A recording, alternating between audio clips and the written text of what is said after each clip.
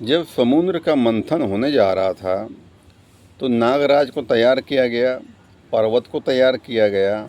मंथन से पहले देवताओं ने विचार किया कि अगर हम नागराज के मुंह की तरफ रहेंगे तो रगड़ लगेगी, हो सकता है जहरीली गैस फेंकें, हो सकता है कुछ काट लें। तो कोई ऐसा काम करें कि हम पूंछ की तरफ चले जाएं और राक्षस लोग मुंह की तरफ आ जाएं। फिर सोचा अगर ऐसे जाएंगे तो फिर लड़ जाएंगे, राक्षस अभिमानी हैं। तो गए गुरु के पास, अपने बृहस्पति पास। तो गुरु से समस्या बताई तो गुरु बृहस्पति ने कहा समस्या तो गंभीर है।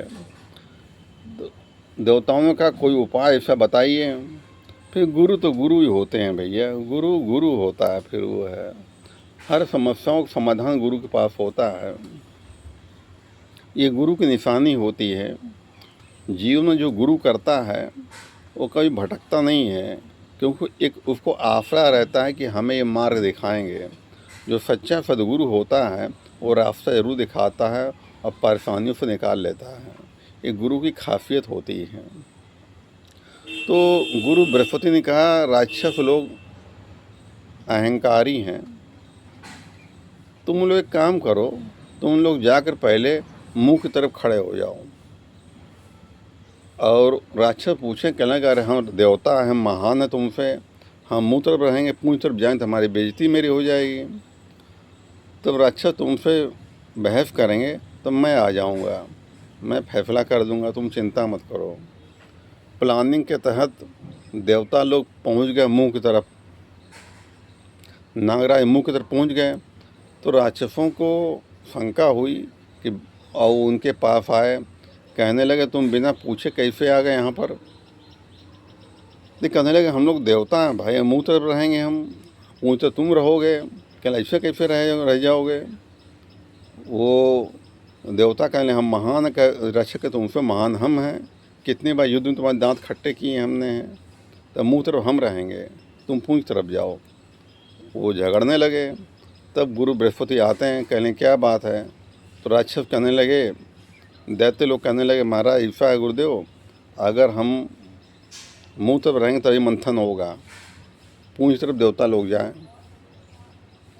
तो गुरु बृहस्पति का कोई बात नहीं है, तुम ही लोग चले जाओ उधर। वो गुरु की बात मान गए भैया। राक्षस लोग मुस्कुराए कि जो हमारी बात मानी गई। लेकिन जब मंथन शुरू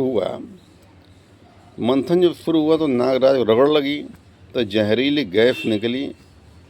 कितने राक्षस बेहोश हो गए और कितनों काट लिया उसने, कितने मर गए उसमें आकर के। तब दैत्यों को अपने भूल का पश्चाताप हुआ कि हमसे छल हुआ है। तो सबसे पहले विष निकलता है। तो विष शंकर हाहाकार मच जाता है भाई, विष शंकर भगवान को दिया जाता है पीने के लिए। शंकर भगवान विष पान करते हैं और कंठ में रख लेते हैं, तब इनका नाम नीलकंठ पड़ता है, इनका कंठ नीला पड़ जाता है। कहते हैं ना चोट भरी बात जो सह न सका वो कंकर हो गया, चोट भरी बात सह गया वो शंकर हो गया। देवताओं ने अमृत पिया तो देव हो गए और शंकर विष पान करके महादेव हो गए। जब कोई आदमी महान काम करता है तो बड़ा उसका अपयश होता है। ये विष ही विष होता है, अपयश विष होता है। अपयश होता है, लोग तरह तरह की बातें करते हैं। वो पान जब कर लेता है और कंठ में रख लेता, नीचे नहीं उतारता, कंठ में रख लेता है उसको है, तब जाके उसे अमृत पान करता वो है। तो जीवन में सभी के जीवन में दुख है, परेशानियां आती हैं, उसको पान कर देना चाहिए उसको है। तो वो भ्रमित नहीं कर, न बाहर रखा न भीतर रखा, कंठ में ही पान कर लेते हैं उसको है। उसको परवाह नहीं करते हैं। जो महान पुरुष होते हैं विष, जो अपमान को विष ही बोलते हैं उसको हैं, उसको पान कर जाते हैं और वो फिर अमर हो जाते हैं।